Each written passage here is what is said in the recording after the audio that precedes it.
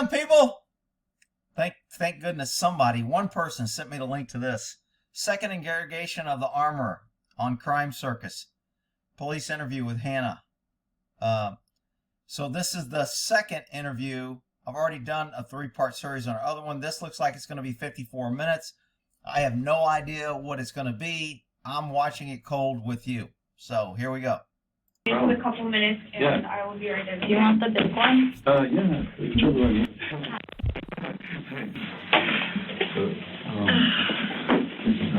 So obviously he counseled her on how to dress more appropriately to give herself more credibility than looking like a slob with purple hair. Notice her hair looks like it's one color. Wow. Okay. Yeah. Oh, okay. So they take a little mouth swab, but no big deal. Okay, cool. And then Joel and her just kind of, I asked her, she said they've been taking, an hour or a little over an hour. So I don't want to forget.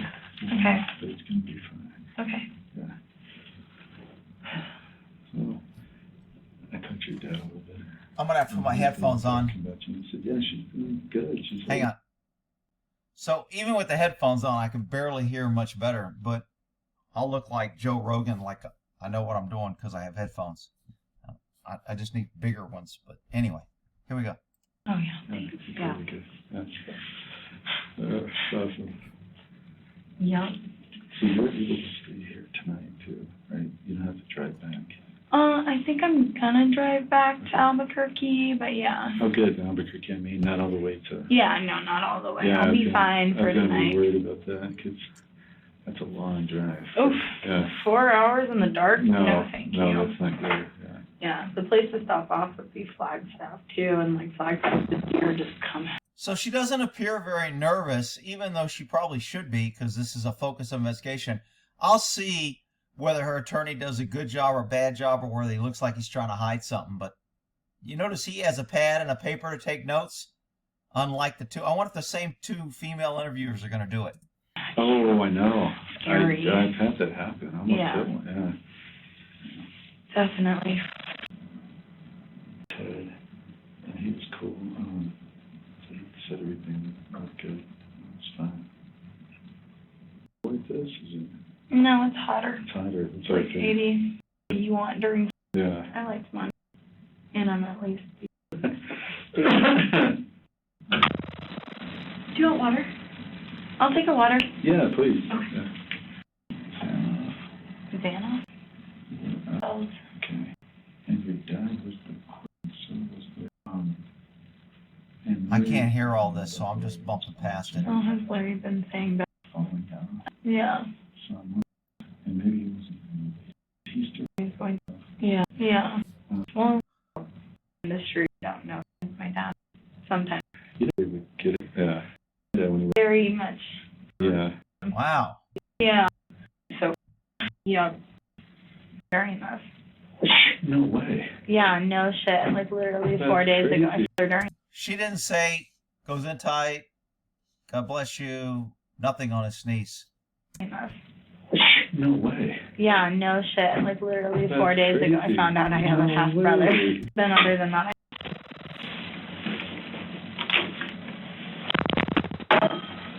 there you go. There you go. Thanks. All right. Oh, they got a male in here this time. Wow. Not 2 females. I wonder why. Let's do this. Yeah. Where's Alex at? Sam? I said, where's Alex at? I'm Alex. Oh, really? Wait. The other one was Sam? Yeah. Oh, jeez. Yeah. She was assisting. I'm actually primary on this. And Okay, I totally had you guys mixed up. Man, this speaker's horrible. I was kind of like, so it's formality. She signed this the first night, okay? I'm gonna have you do it again tonight, just that way we're all in understanding. I know your attorney's here.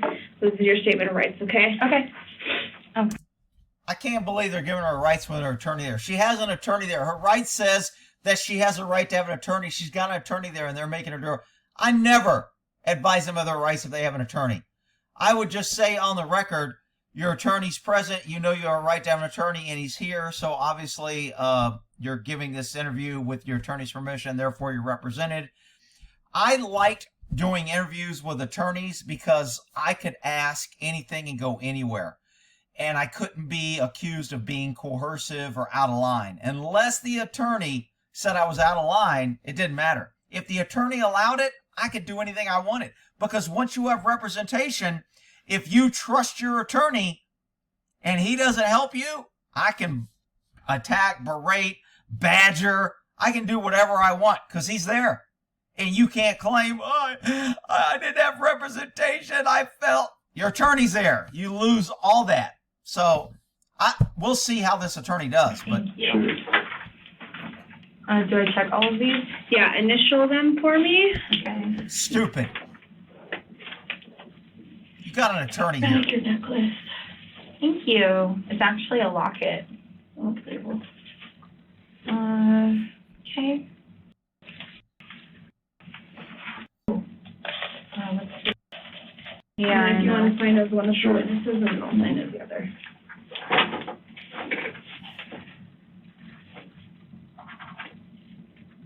Now, I don't know what this attorney's experience is, whether he's done a lot of these or not, but attorneys can kind of shut down the interview at any time and say it's over. If she's giving a remember, when you consent or do something voluntarily, you always have the right to withdraw that consent or stop volunteering. She's in here with her attorney, represented. It's voluntary. She's not in custody. Even if she was in custody, the attorney can go, she ain't saying nothing else, we're done. And it's over. So because they have all this power to stop and shut down, as an investigator, I can go anywhere. I can do whatever. I go, you're a fucking liar, and I know you're lying. You better tell me the truth. If the attorney doesn't stop it, I'm good to go. If I did that with a person by herself without an attorney, the courts would be like, you intimidated her. She didn't have representation. Once she has representation, it's all go. She fancy pins and all.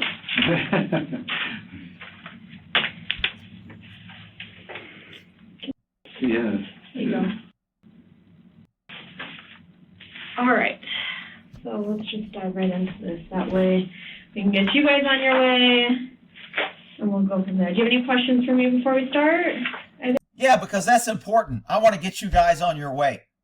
It's an hour interview. We're already 10 minutes in, and we haven't asked one question because my main goal here is to get you on your way. Really? Interview? No. How's your day? They've been busy. Yeah, Yeah, for sure. How have you been since? Busy and depressed. Yeah, Yeah. I can imagine. Mhm. We've had hard things with the living situation. Yeah. A little bit. That more than anything. Not really. Just, a lot of press, a lot of hatred, a lot of kill yourselves, People are. Okay, so she's playing the victim. Poor me. I'm getting hate. You're alive, and the person that you were supposed to keep safe is dead. Let's not lose that little fact. Now, this microphone in here sucked on the last interview. Every time they open the door, it affects it. It looks like they zoomed in the camera, and this investigator's voice is almost non-existent. I mean, I can barely... I've got my headphones and my speakers turned up max, and I can barely hear what the hell this investigator, this female with her little voice, and how is your day going? And, okay, well, we're going to get you out of here. Speak up, you freaking pink panty, freaking get hired because you... Horrible. Yeah. Yeah. I mean, Mhm. at the end of the day, Yeah, I'm just trying my best. that's all all you you can do. do, really. I like the change in color of hair. Is that your natural? That was, that was what I got the most hate on, so I was like, it's just hair. Oh, so she got a lot of hate for her hair, and that's why she changed it. My guess is somebody advised her, you look immature. It makes you look like an idiot. You look irresponsible. It looks like you don't take your job seriously. It makes you immature and an idiot. But she's going to say I'm a victim of bullying. People hated my hair, so I changed it. Whatever. Change it, guys. Yeah, so. You want to know something really totally off topic, but when I was in high school, I was a hostess at Hooters, and they told me that I had to dye my hair brown or blonde. Yeah. Because red was a natural color hair. Whoa, that's Yeah. crazy. Yeah. That's ridiculous. Like, When I was a hostess at Hooters. Are you kidding me? Yeah, when I used to work as a prostitute, I was a male gigolo. I always started interviews that way when I interviewed people. I'd share personal shit about my past. Yeah, when I was a kid and when I went to Catholic school, a priest kind of molested me, and then when I was working as a male gigolo, walking the streets, I dyed my hair that way. What the fuck? Now somebody's gonna say, Rick, she's trying to connect and she's making a personal connection with her that they both have experience with, and it's bonding and it's gonna get her. But she got an attorney. Ask your damn questions and get on with the interview. Jeez. no, thank Weird about you. hair colors. Yeah. Just temporary. Yeah, Oh, well. no, thank you. It's 11 minutes in the interview, and we've got that the investigator worked at Hooters and had to dye her hair, and she dyed her hair because of hate. Man, this interview, 10 minutes? We're freaking on it. Yeah, I was like, red is my natural color. Like, that's weird. no thanks, but it was, you know. Meanwhile, this poor dude is like, gee, I wish I had hair. Gee, I remember when I had hair. Gee, you two women are complaining about color hair. I just wish I had hair. So now we're turning off the, I'm just being facetious. All right, here we go. Back then, there was a whole different environment. Yeah. Only natural boobs, too, at Hooters, right? Yeah, there you go. No. I mean, Sorry. to each their own. Yeah, no, I would say that Albuquerque's not really the market. For real. Good. That's true. Mm-hmm. You know, experience. Mm-hmm. Let's see. She has said, the investigator has said, about 10 times now. I lost count. I don't think there was anything else that I had. Are you still living in Arizona? Yeah, I currently am. Kind of like mostly leaving the state right now just because the press was getting nasty and everything. And it kind of dulled down after I left my house and everything. But yeah, other than that, just kind of came here and trying to stay out of the small town right now. Okay. Yeah, because it's hard to hide there from the press at least. Yeah. Yeah, well, I think everybody's having a hard time with that. It seems like the only person who's been able to avoid them mostly is Mr. Halls. Yeah. But Yeah. Yeah. Meanwhile, this attorney's getting paid by the hour. We're 12 minutes in the interview, and we still ain't got one damn question pertinent to the investigation. For real. Crazy. which is interesting because I'm pretty sure he's local. Yeah, he's local, I believe. Yeah. So Yeah. I mean, Alec is getting bombarded every day too. Come on. Listen to this woman talk. Yeah, I had a boob job, and yeah, these pants are whatever. I don't know what the freaking new pant designers. Yeah. So I mean, hopefully we can just, you know, Get proceed past with this, all of and then Yeah. like it amazes me with the event that went on this past weekend. That is like The That's not- Texas, yeah. That was horrible. Astroworld. Oh, it's Oh, terrible. yeah. I'm like, how is that whole thing not? Blown up like this? Yeah. No. I guess not. All right, Hannah. So let's start out. I'm gonna kind of go over your experience again. Okay. So can you tell me your years of experience as an armor? So we already did this before, and now we're doing it again because they really didn't do it before. And now somebody said, look, you need to go down and tie this down. Okay, so pretty much mostly really started taking on this armor job in March with my dad. We did the movie Murder at Immigrant Gulch together on the same team. I was his assistant. And then I did my own job as head armor on the Old Way after that. And then after that, I did this. She had 2 jobs before this. She's the head armorer. Worked with Dad on one and was the head armorer on another one, where she gave a gun to a 11-year-old kid and was unsafe, and she fired a gun in Nicolas Cage's ear, and he yelled at her. That's her experience to get head armor on this. And now someone dies. Do we see a trend here? And now look, somebody's going to say that I'm hating this girl. I don't know this woman. She may be a nice woman. She may be a good person. I don't know. And I don't care. What I care is she was responsible for the safety and someone died. Why did that happen? You know, and before that, I had gone on a couple of things with my dad, mostly doing production assistant work, but also still kind of watching him and still kind of learning from him on the side. Basically, she has no damn experience. Okay. Yeah, So, I did Magnificent Seven like back in 2015, and we were out there for like 2 months, and I was learning a lot from him then too. Hopefully this idiot or somebody told her to ask, what kind of formal training other than your dad do you have from any accredited teaching like the NRA, a college, some safety course? What other training do you have besides your daddy? Hopefully she asked that. okay, so pretty much just assisting him Yeah, from 2015 until... Yeah, pretty much.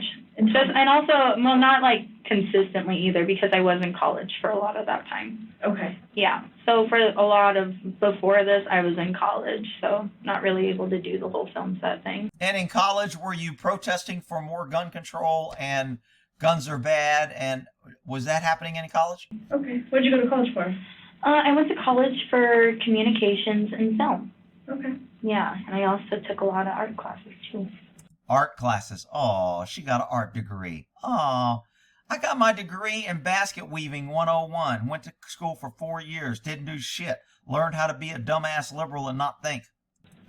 So how many productions now do you have under your belt? 3 cinema, whatchamacallit? 2 or 3. What she said earlier. About 7. 7. 7, yeah. And then also I did a bunch in college, you know. And then how many with you? I did a bunch in college and she didn't ask. Really? How many did you do? Where did you do? And if you just told me you just worked on one screen as an assistant with your dad and this one, where did the other 5 come from? You just said 7 and you only told me 2 or 3. As head armor. Head armor, just 2. Okay. Yeah. So that was This, Rust, and the Old Way, yeah. Okay. How long did you spend on the Old Way? We did that for a month and a week. Oh, so it's like not that much time. Not that much time. And No. But it was only me doing the guns on it. So it was me, 22 guns, doing all of the loading and everything myself. Okay. Anything negative or anything happen on that set? Nick Cage got a little pissy because he forgot to put in his earplugs. Oh, it was Nicolas Cage's fault for forgetting his earplugs. I wonder what old Nick has to say about that. Nick, you dumbass. I'm the head armorer. I'm running around shooting guns. You should have your earplugs on. Wow.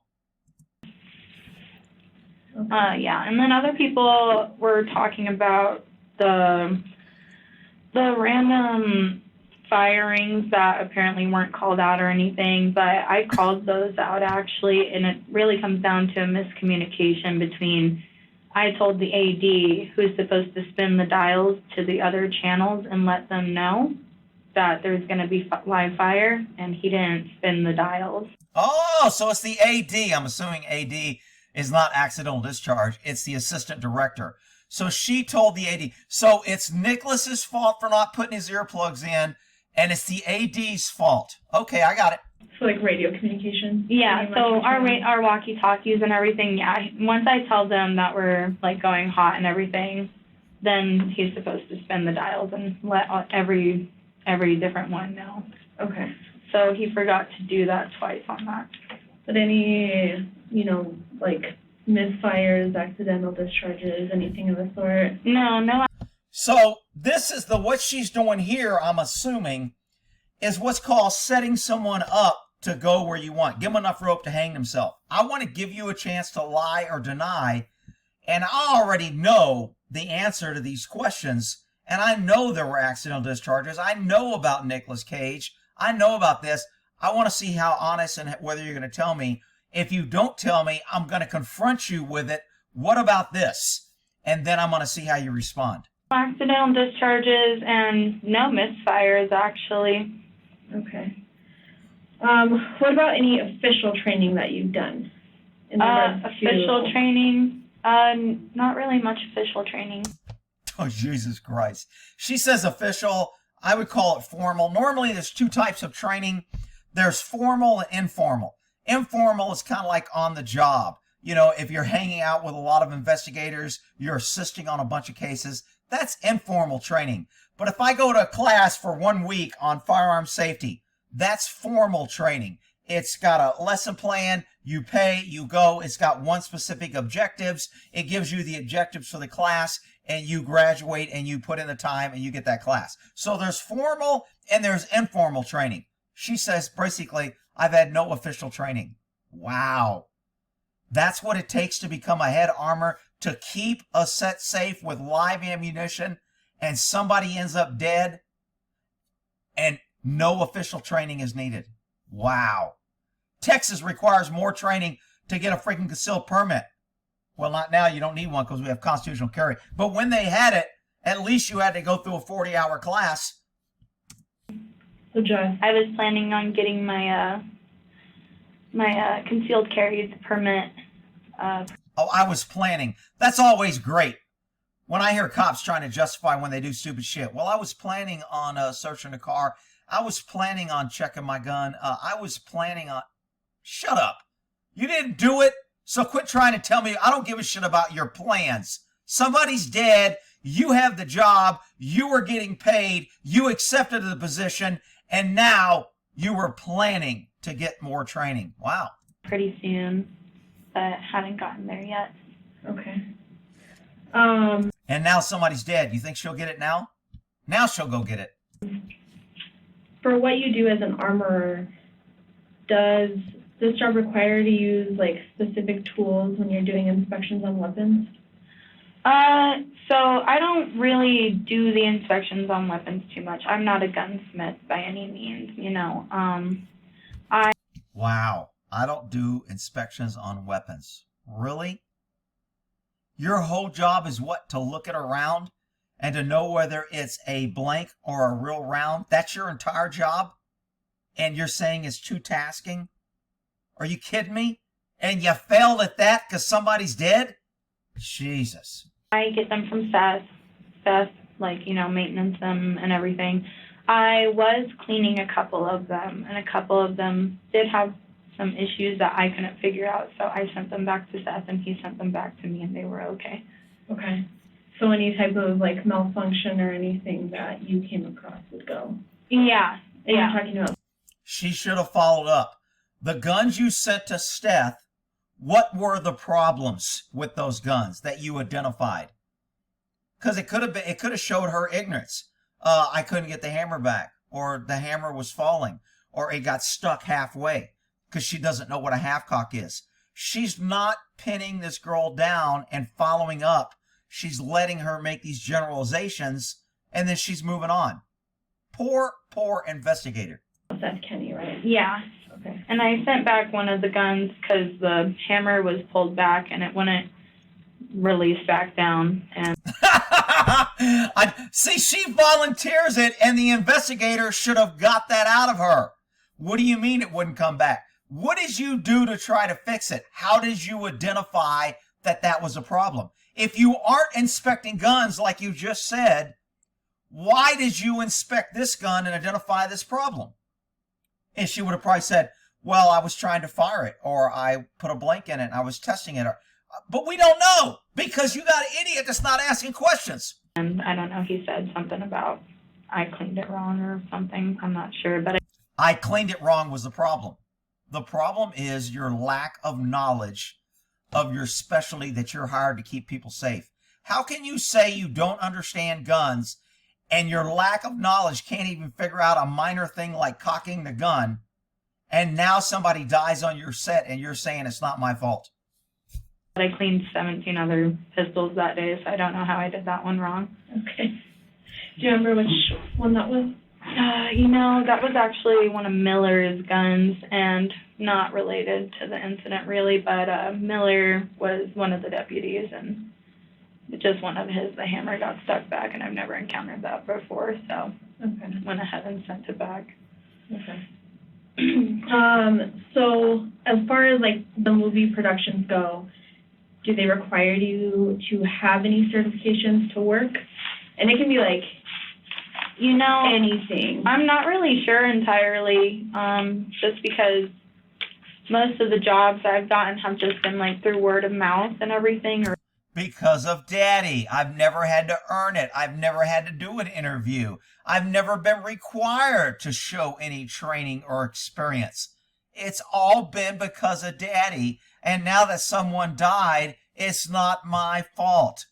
Wow. or like, Seth works on getting them for me, or my dad gets them for me, or my dad got me on as his assistant the first time, so I'm not really sure entirely what they are looking for. I know that they get a firearms license and everything, and a license for the area to shoot on and everything, but they usually get that. I don't even get that usually, so.